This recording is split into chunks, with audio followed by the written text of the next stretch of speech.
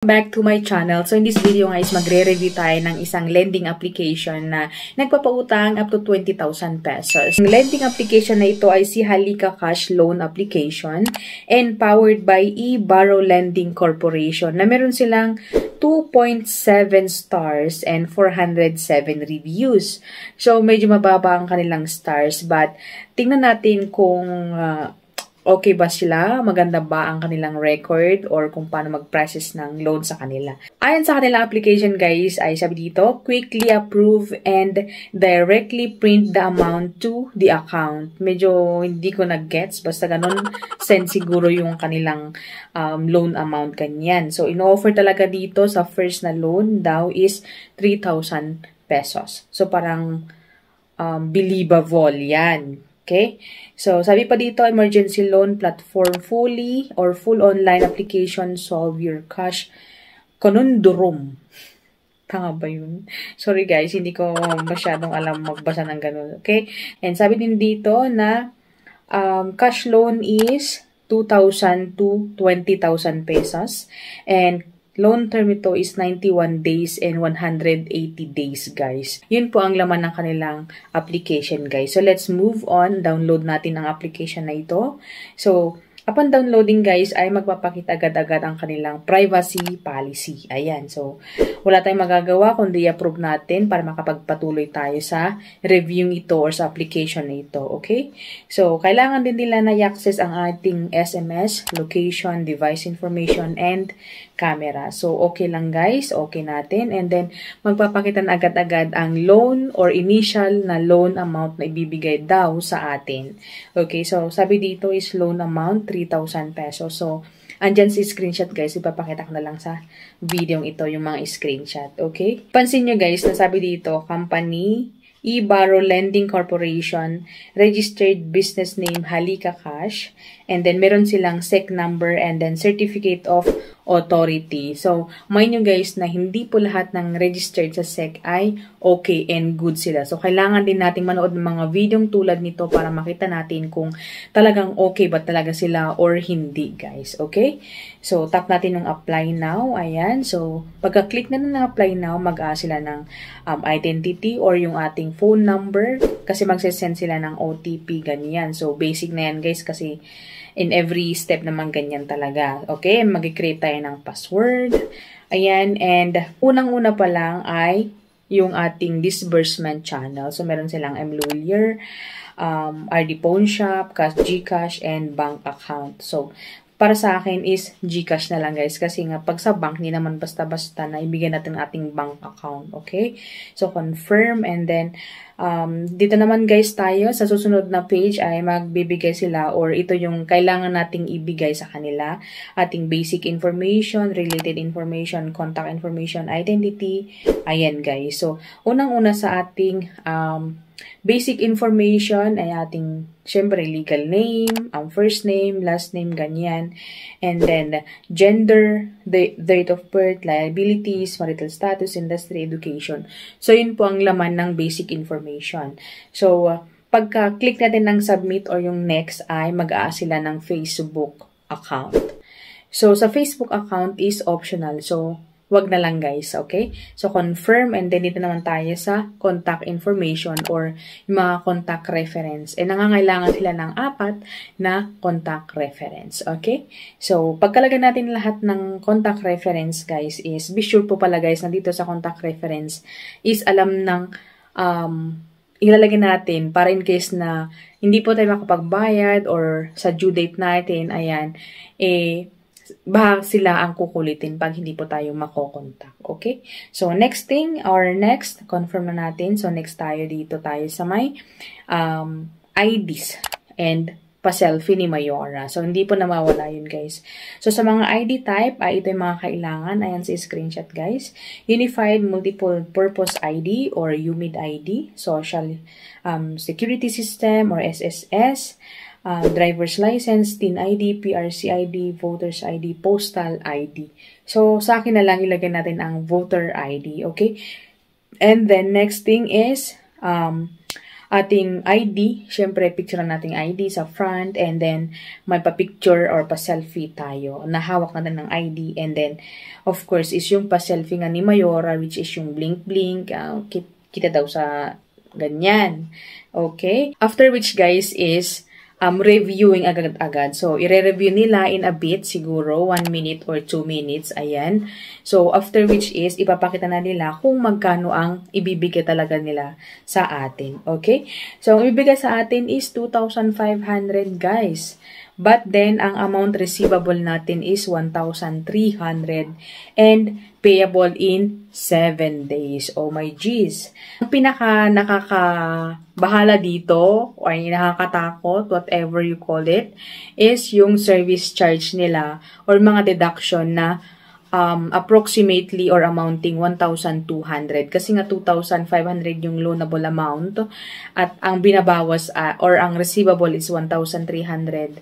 So, medyo may kabigatan sa bulsa yung binawas sa atin. And yung amount na payable natin is 2,500 nga. And due in 7 days. So, 7 days po si Halika Cash. Ayan. So, yun po guys si Halika Cash. And sa mga nagbabalak na mag-loan sa kanila is nasa inyo po guys kung patuloy nyo or tutuloy nyo inyong loan sa kanila or hindi guys. And sa akin lamang ay papakita ko sa inyo yung kung ano nga ba ang meron kay Halika Cash and kung paano mag-loan kay Halika Cash. Okay? Hi guys! So welcome back to my channel. So in this video ay ating i-review ang isang lending application na nagpapautang daw up to 18,000 pesos. Okay? And ang initial na pwede nating makuha daw sa kanila is 3,000 pesos. So let's see kung okay ba talaga or kung maganda nga ba talaga ang lending application nito. So let's go. Alright guys, so ang ating i-review ay si Tagacash or Tagacash.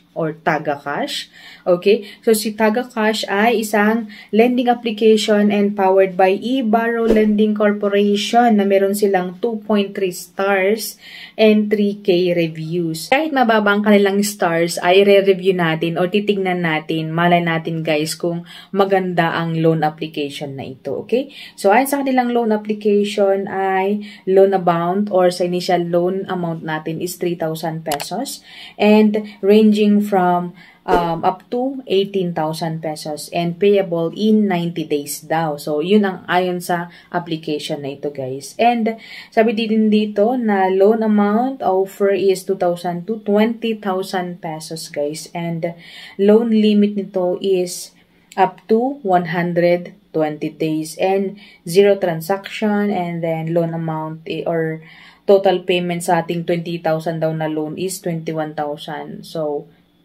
pagkatapos natin i-download guys, ay magpapakita agad-agad sa atin ang kanilang privacy policy. And of course, ay meron din silang advisory dito na personal information collection items and collection measures sa ating special statements, SMS, application installed, and whatsoever. So, wala tayong magagawa guys kundi pundutin natin ang okay and agree para makaproceed tayo sa review ito or sa loan na ito guys. Okay? So, meron ditong panotice to our valid customers. Since we provide online services, we can only evaluate your credit through SMS authorization and your information will be uploaded to our server. We never collect or share customer information with third party. Thank you for your trust. Okay, so yun po ang panotice nila. Pero, totoo nga ba? Ayan, question mark. So, okay lang natin guys. And after which is, mag-aas na sila ng phone number kasi magbibigay ulit sila or magbibigay sila ng OTP na kailangan dito. And after which guys is, magbibigay tayo or mag-create tayo ng password sa account na ito. Okay? So, after which is, pag na-create na tayo ng password and nabigay tayo ng number is, ito naman talaga ang ibibigay daw sa atin. So, ito ang initial na pwede natin daw makuha sa kanila or pwede nating hiramin sa kanila. Ayan. So, si Tagacash ay magbibigay daw up to or yung initial na loan amount is 12,000 pesos. Ayan, si screenshot guys. So, 12,000 pesos. Ayan. And sabi dito, loan term is 91 to 180 days. Ayan. Loan release in 15 minutes to 30 minutes. So, Sa baba niya guys, pansin nyo, na sabi dito, e-Borrow Lending Corporation Business Name, taga-cash, check registered, and Certificate of Authority. Ayan. So, warning, private transfer of repayment are fraud. Please make repayment through app. If you have any question, please contact customer services. So, sabi dito, SEC registered number. Yan. So, registered daw sila sa SEC. Pero mind you guys, na hindi po lahat ng registered SEC is okay and goods po sila. So, mas maganda nanonood tayo ng mga ganitong videos para makita natin kung ang susubukan nating lending application ay okay and hindi po harassment ang matitikman natin sa kanila. Okay? Pagkatapos ating tap yung apply now, ay makita natin dito yung disbursement channel. So, merong RD Pawn Shop, GCash, Bank, and Mlulier. So, for me, is GCash na lang mas safe. Kasi pag bank, mag-ask pa sila ng mga pamalan, ayan, address, blah, blah, blah, account number. So, mas maganda na lang na ganito, guys. So, GCash, and then, next step natin is ang ating basic information, related information, contact information, and identification. Ayan. So, sa basic information, tatanungin nila, legal name, ayan, middle name, last name, date of birth, gender, education, marital status, industry, liabilities. Ayan, and even our current address, salary range, next payday. Ayan, so, bigyan na lang natin sila ng mga information or ibibigyan na ng information and then tap natin ang next. Okay, so kailangan din nila ng contact reference, 4. Yan, 4 na contact reference and then confirm na natin pagkatapos nating maibigay. Ayan, and sabi dito, allow taga-cash to access your contact. So, yun na nga guys. Tap natin ang allow para makaproceed tayo kasi pag deny is syempre hindi tayo makapag-proceed sa kanila. Okay, so allow. And next naman guys is ating pag-upload ng ID natin. Okay, so meron ditong front of ID card and then handheld ID card. So may pa-selfie si Mayora. So sa mga ID na kailangan or pwede sa kanila is UMID ID, Social Security System or SSS, driver's license, TIN ID, PRC voters ID, and yung postal ID. So, sa akin guys, is ginamit ko na lang yung aking postal ID. Ayan. So, after which guys is, sabi dito, collection of the personal information is authorized only for comprehensive credit risk assessment and will not be leaked or shared with any organization or individual. So, totoo nga kaya? Hindi natin alam guys. Okay? So, confirm and authorization. Ayan. And then, magpaproceed na tayo dito. Pag okay na lahat-lahat, ay mag-check yung mga basic information, related information. Then, confirm na lang natin, guys. Okay? So, after which is selfie na. So, pagkatapos ng selfie is, dito na tayo sa apply now agad-agad. So, hindi na nila ibibigay yung kung magkano yung babawas sa ating pwedeng makuha sa kanila or service charge, kung magkano service charge. Ayan. Hindi na nila ipapakita, guys, processing na agad or review yung ating account. So, that's it my video for today kay taga-cash and until now is reviewing pa rin ang ating loan sa kanila. So, it's been an hour. Ayan. Wala pa rin pong update sa loan application natin sa kanila. So, nasa inyo guys, i-share nyo kung na-try nyo na si taga-cash. Please comment down below. So, hi guys! So, welcome and welcome back to my channel. So, in this video, ay magre-review tayo ng isang lending application again. And titingnan natin kung OX ba sila or hindi guys. So, sa kanilang application guys, ay napapuutang daw sila up to 20,000 pesos. And ang initial na pwede nating hiram-hiram sa kanila is 8,000 pesos. So, let's see guys kung talaga nga bang goods or bad. Welcome and welcome back to my channel. So, in this video is magre-review ulit tayo, guys. Alright, so ang ating i-review, guys, ay si Madali Loan, guys. Sabi dito na si Madali Loan is powered by Quark Financing Corporation na meron silang 4.3 stars and 1K reviews. So, marami-rami na yan, guys. Sabi dito, guys, na initial na pwede nating makuha is up to 8,000 pesos and maximum credit line amount is 20,000 pesos. Ayan. So, easy to approve, longer term to reloan, ayan, and get cash within 3 steps daw. Okay? So, let's check kung okay ba talaga sila. So, sabi dito sa kanilang about application, from 2,000 to 20,000 ang pwede nating ma-loan and payable in 120 20 days. Okay, so pwede installment, ayan, siguro. Pagbukas natin lang application guys is makikita natin dito SMS, login, location ay kailangan na bigyan natin ng access sa kanila. And after which is mag-ask sila ng ating basic information, contact person, ID information, and withdrawal information. Ayan. So si Madali Loan guys ay pagkakaalam ko is magkapatid sila ni Madalone. So let's see kung mas maganda si Madali Loan kaysa kay Madalone. Alright? So bibigyan natin sa kanilang ating basic information, contact person, ID information, withdrawal information. Ayan. And kitang-kita nyo naman sa screenshot guys na sa taas nito is 8,000 pesos. So yun po ang initial na pwede nating mahiram sa kanila. Okay? Magre-require din sila ng ating phone number kasi nga sa phone number ay magbibigay sila ng OTP. Ayan. And then, ito na tayo sa basic information. So, my phone number, email address, marital status, children, educational level, income. Ayan. So, yun po ang basic information. And sa next page nito is occupation, loan up type, current address, length of residence, company name, loan purpose. Ayan, and after which is contact person. So, nangangailangan sila ng 5. Ayan, 5 na contact information or contact reference. Pag hindi tayo magbabayad sa kanila, itong mga contact person ang kanilang bubulabugin. So, after natin ibigay or maglagay ng mga contact references, guys, is Facebook username. So, kailangan daw nila ng ating Facebook account. Ayan. So, kung mag-ask sila ng ganyan ay medyo question mark na yan. Okay? So, next step, ayan, sa ating ID information. So, sa ID information, syempre, picture natin ng ID. And then, ito yung mga ID na kailangan or pwede sa kanila. UMID ID, GSIS, SSS, PRC ID, passport, PhilHealth, driver's license, pag-ibig, voter's ID, and yung national ID po natin. Okay, after which is, ibigay natin nating first name, last name, ayan, gender, birthday, ayan. And pagkatapos nun guys is ang ating disbursement channel.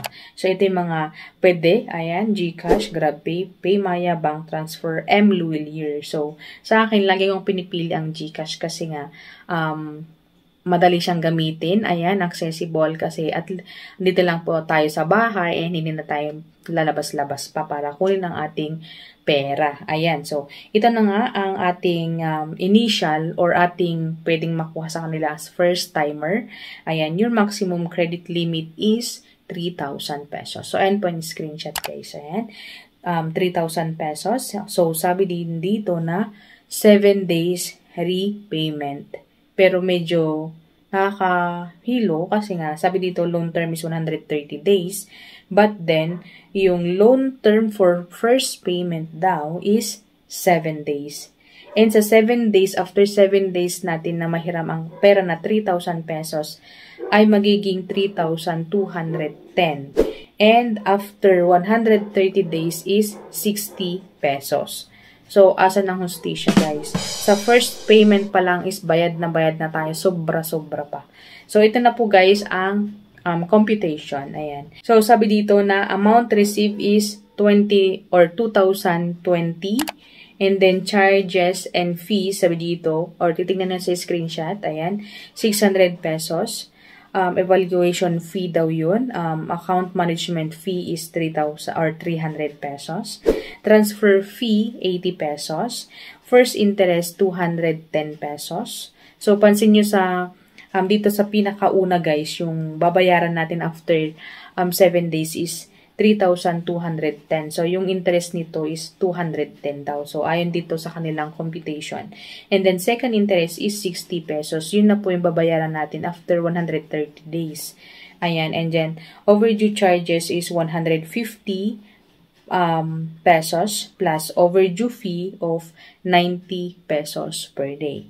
So, yun guys, ang kanilang kaltas. So, nasin nyo guys mag-mathematics kung okay ba ang kanilang fee na ibabawa sa ating loanable amount. Ayan. So, after which guys, kung gusto nating makuha or kung gusto nating i-avail yung amount na ibibigay sa atin is tap lang natin yung confirm. So, yun guys, si Madali Loan and I hope na nakita nyo kung paano yung computation nila. And nasa inyo guys kung try nyo siya and nasa inyo naman guys kasi nga magkakaiba naman tayo ng experience guys. So ito lang po ang aking experience and i-share ko lang po sa inyo guys. So, hi guys! Welcome back to my channel. So in this video, magre-review tayo ng isang lending application na nagpapautang daw up to 20,000 pesos.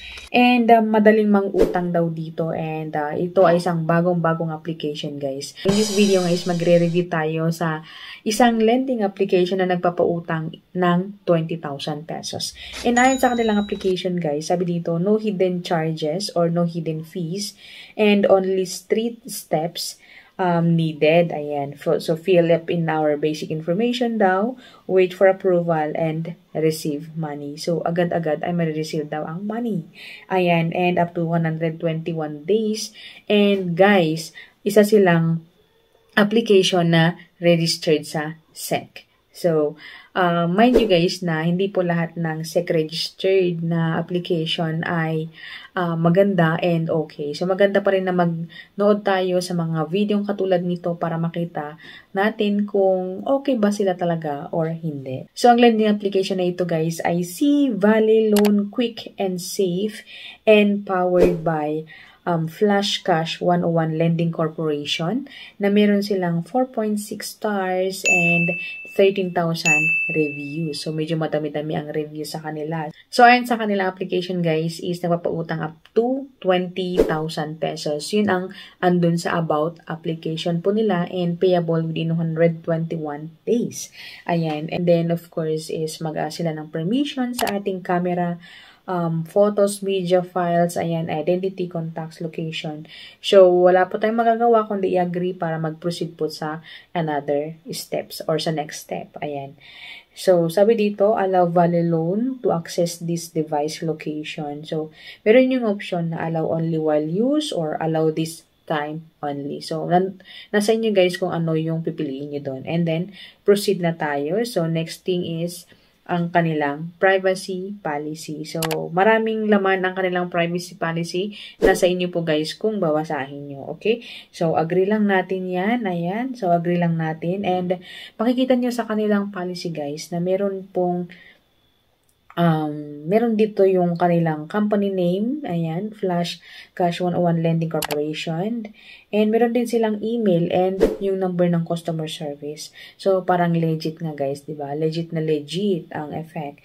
So, agree and then, next thing is mag-aas sila ng ating phone number kasi nga magsasend daw sila ng mga code or OTP and yun po ang ilalagay natin dito as login. Next thing guys is tatanungin sa atin ang ating personal information and dito sa ating personal information guys is kailangan nating sagutin yung mga may asterisk. So marital status, highest education, email, Facebook, ayan, so tatanungin ang Facebook. And of course, ang ating current address, detail address daw, resident type, ayan, collection methods, and lahat ng personal information na naka-asterisk ay talalagyan natin ng or i-fill up natin. Ayan. So, ang mga disbursement channel na pwede sa kanila is of course, yung mga dati na, yung mga electronic channel or electronic wallet like GCash, GrabPay, ayan, and then bank, remittance store like Mlulier and RD Pawn Shop. Ayan. So, sabi dito, almost done. Ayan. So, after this, you might be qualified for 3,000 pesos loan. Wow. So, mataas ang kanilang first na ibibigay or ipapahiram sa atin. Next thing is ang contact reference. So, ang contact reference, guys, isang kailangan sila ng 4 na contact references. And, ilalagay natin ang pangalan, ang telephone number, and relation sa ating mga contact references. Ayan. So, sabi dito, please make sure that your contact references are aware of the information you submitted. Kasi nga tatawagan yata o tatawagan siguro yung mga nilagay natin mga contact reference dito to verify yung mga information na bibigay natin or to verify kung robot ba tayo or tao ba tayo. Ganun siguro guys.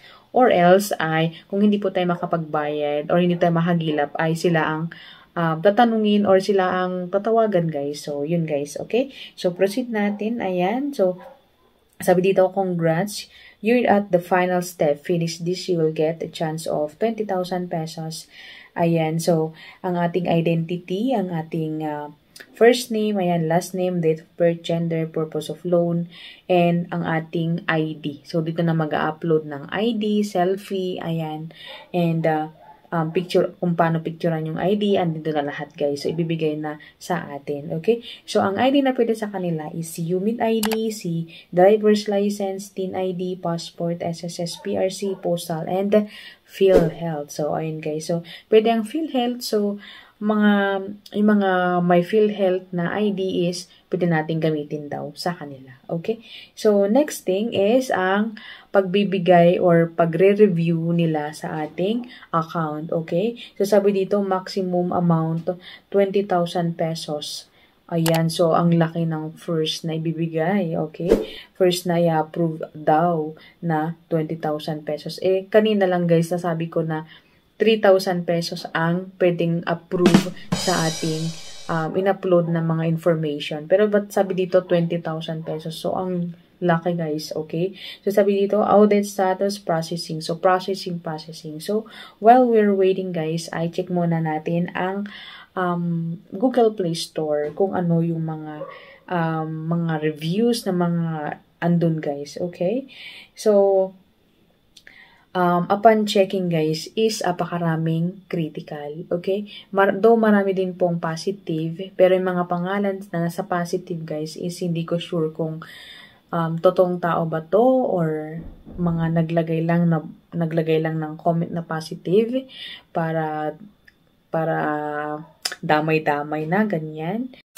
So, ayun na nga guys. So, hindi ko sure kung mare-reject tayo or hindi sa ating application. Pero sa mga nag-comment dito guys, is isa lang sinasabi, they are rejected. So, basically, they are just getting our information. Ayan. So, kunin lang information natin and eventually ay i-reject din pala ang ating application sa kanila. So, sa application ito guys ay hindi ko po siya ma-recommend. And tayo mga Pilipino ay nangailangan tayo ng mga fund, lalo na pag emergency.